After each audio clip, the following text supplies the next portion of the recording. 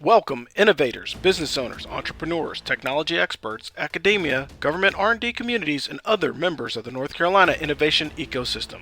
This is Defense Technology Talks, hosted by the North Carolina Defense Technology Transition Office, or NC DEFTECH. In this podcast, we will showcase various technologies with local and national experts who aim to solve complex national security problems. In the coming weeks, we will highlight North Carolinians with the potential to, or those that have positively contributed to enhancing the capabilities of our warfighters, law enforcement, and first responders. We will also feature government leaders in research and development who have helped shape the future in this domain. These podcasts are just one of the many free services provided by the North Carolina government to assist the North Carolina innovation ecosystem to thrive and provide solutions for our nation. Good afternoon, ladies and gentlemen. This is Rob Robinson with the North Carolina Defense Technology Transition Office. I have my colleague Bob Burton here, along with Jamie Roseborough.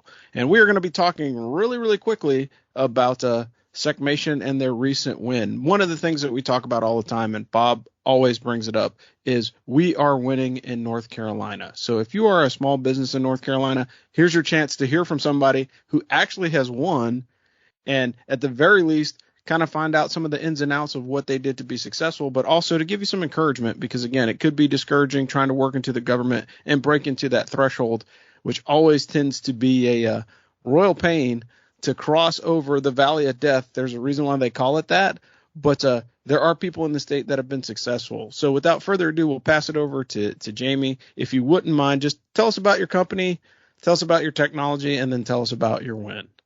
Yeah, for sure. And if we can figure out how to go from a phase 2 to phase 3, we'll have some sort of massive party and gathering and talk about all of that, because that's the ultimate goal, right? But yeah, so thank you guys both for having me on. It's a pleasure to be here, talk about Secmation. We're a cybersecurity of automated systems and autonomous systems technology company based here in Raleigh. We've got 11 employees, and most everybody sits here in Raleigh. We've got a couple. We've got one person out in Phoenix area and another person down in Tampa. But we're growing rapidly. You mentioned a win recently. All of our technology is, like I said, is based on the cybersecurity side, what I call the left-hand side of cybersecurity. So really securing down in the stack, embedded software and embedded systems for autonomous systems. And that can run the gamut from industrial control systems all the way to expendable systems like weapons, to ground vehicles, aerial systems, maritime, you name it. That's in our wheelhouse. And so, overall, we want to be a go-to partner for cybersecurity in the application across all autonomous systems, like I'm saying. So we recently had a good experience down in Niceville, Florida. Don't know if you've ever been down that way, but that's where next door neighbor to Eglin Air Force Base, and the armament directorate down there was doing what they call a pitch day. I mean, it very much was a Shark Tank-like event where you submitted a proposal, and those got down selected from over 70 to, I think 21 was the final number, from 18 different companies. And we went down, we got selected, we went down and pitched. And you are pitching to a 2-star, a handful of O6s, very senior executive service civilians as well.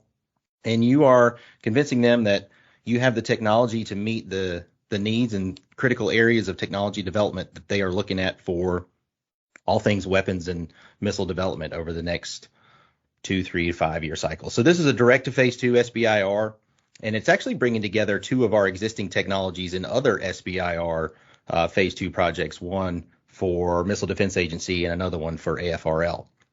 And so what this one is going to do is, we call it SAPES, and that stands for Secure AI Processing for Platforms for Expendable Systems.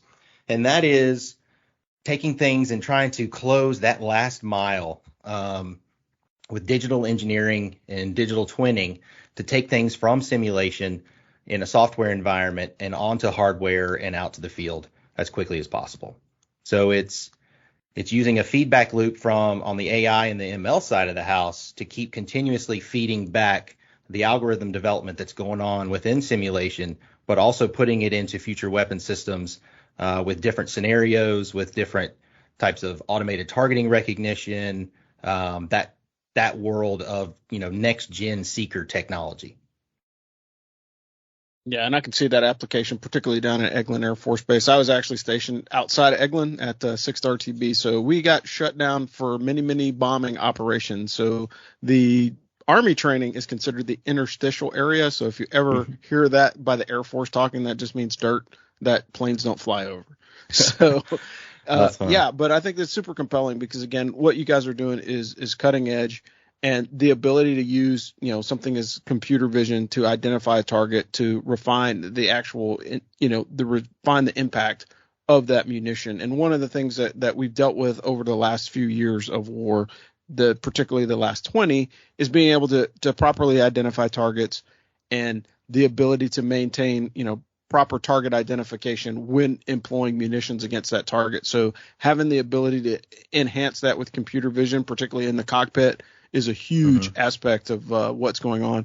And we see all the artificial intelligence applications that the Air Force is using. They're very, very forward leaning when it comes to the use of AI for their day-to-day missions. Whereas the Army, I think, is still trying to figure it out. The Navy kind of has an idea of what they want to do with it. The Air Force and the Navy really do. And I think generally that's just because they're platform centric.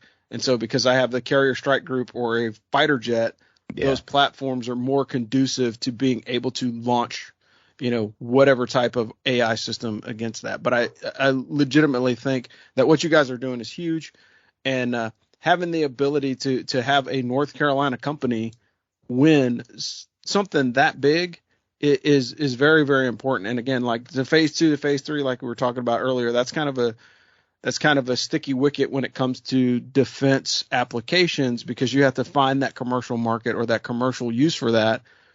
And right now, your primary focus is to make sure that you can answer the questions for your SBIR grant and solve that problem as well. And there may not be a use case that you're thinking of right now for your technology. And that's part of the reason why we, have the DefTech Coffee Call and we do these podcasts, is to put enough information out there to make people think. So if we can get people to think about the problem, then guess what? We may be able to come up with a use case that's either, allows you to refine this further inside the DoD, or come up with a commercial application, or maybe a federal application for law enforcement or something to that effect that allows you to kind of push into that phase 3. And if you're not aware of it, folks, we really talk about these all the time, but we really don't get into the details of what the SBIRs look like. So a phase 1 can be anywhere between $50K and $250,000. And it just depends on what agency is hosting it, and it's a grant. So that's just straight up money. Whereas when you start talking about phase 2 and phase 3, both of those are a little bit more problematic just because of the amount of funding that needs to be invested from, either venture capital or outside investors to the business. Now, the business can sponsor some of that themselves with their own money to get over to the hump to do that direct to phase 2. But again, there's some partnership that goes with that money. So if somebody says Secmation wins $1.8 million phase 2 SBIR, there's some other capital that is tied to that. So it's not just that money that comes straight out of the Air Force. And then, of course, the phase 3 is the commercialization pathway, and that can be any number of, that could be double digits. Yeah, like you could be talking tens of millions, hundreds of $1 million IDIQs, multi-million-dollar contracts. But at the end of the day, you're looking at it expansive. So you're like basically crawl, rock, run, if you want to talk about it that way, or small, medium, large, or ways to go. But either way, those are the types of projects that are very successful. And given what we've heard in the coffee call in the last couple of weeks, that SBIRs are changing and the DoD may be evolving away from it, the fact that you guys were actually able to win, it's very impressive. But I'll toss it over to Bob, see if you have any questions to ask Jamie about their technology, or how is your process, is probably the real question that I would ask as well. But I'll leave the floor open for Bob and see if he has any thoughts. Over. Yeah, thanks, Rob and Jamie. Just a quick question.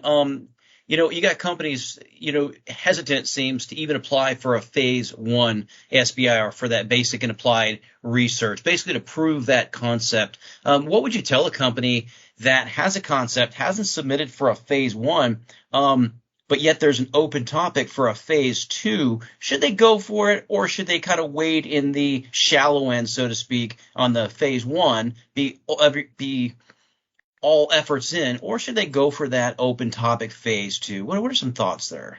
Well, I mean, you could probably make an argument for a couple of ways, but I would say you got to go for it. You got to figure out a way to position yourself and your technology to answer the challenges or the requirements that are contained in either a phase 1 proof of concept or something a little more tangible, TRL 4.5 in state on direct to phase 2. That may come with more intentional conversations with folks that could be considered a competitor, or maybe it's more of a collaborator. Maybe you're swimming in different lanes and you're putting together a stronger team. Like we go at these SBIRs as Secmation, not solo. We have a pretty phenomenal team we were able to put together for this effort down at Eglin. And so I would say too, one of the things that we look at in the either they're the BAAs or they're the SBIRs, STTR announcements of the world is we're very intentional and strategic as a company in the technology in which we develop and how we put efforts and resources into those. And what I mean by that is we want these technologies to come together to complement one another, to supplement one another, so that if I am spending time, human capital or otherwise, putting together a phase 1 proposal or a phase 2 proposal, I am figuring out ways to dual use not only that paperwork and those pitch decks and those briefings, but I want the technology that we develop, whether it's for AFRL space vehicles out in New Mexico, or it's Missile Defense Agency, or it's ONR out in China Lake. What we're doing in our space is those are going to come together at some point for a need somewhere. And it so happened that this weapons pitch day and what the armaments directorate down there is looking for when it comes to their critical technology areas. We had a couple of things that complemented one another that came together. Now we needed to bring in some good partners who are more well versed in AI than we are. And we brought in another partner who's very well versed in the AFSIM community and the AFSIM environment that a lot of this is going to be developed. So we're not trying to boil the ocean. Like I said, we're a 10-person shop looking to make a difference, looking to make a foothold in the cybersecurity world for autonomous systems, both defense-wise and commercial-wise. And we realize that takes more than just our expertise. And so I look at stuff all the time. I'm running capture on multiple systems, trying to find anything and everything we can do because, Rob, as you said, we're following closely that reauthorization of the SBIR STTR program. For all intents and purposes, as you well know, it looks like there are going to be some significant changes. There's probably going to be some gaps in funding, or if somehow something hangs on a CR to stopgap between program and reauthorization, I think that's on the horizon. So I think small businesses like ours and others need to be aware of that. You've got to figure out creative ways to find revenue streams that are not the traditional ones you might have already always enjoyed.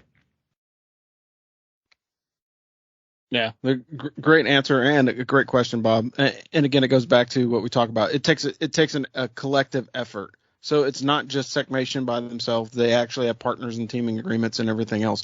And quite frankly, I know, just as Bob was mentioning, the apprehension of just submitting for an opportunity is scary to some people. But the other piece of it is teaming is scary to some people. You hear it all the time. Oh, I'm worried about my intellectual property. I'm worried about copyrights. I'm worried about all these other things that kind of intend to fluctuate when you're starting a new partnership with someone, right? And so it's like, hey, look, the first step is, hey, make sure you have a good lawyer, and I don't want to sound like a numbskull in saying that, but that's part of it. So you need to understand what laws that you're supporting, make sure that you have good, solid documentation in place. And it starts with an NDA, but it finishes with a lawyer reviewing documents to ensure that everybody's intellectual property is protected across the board.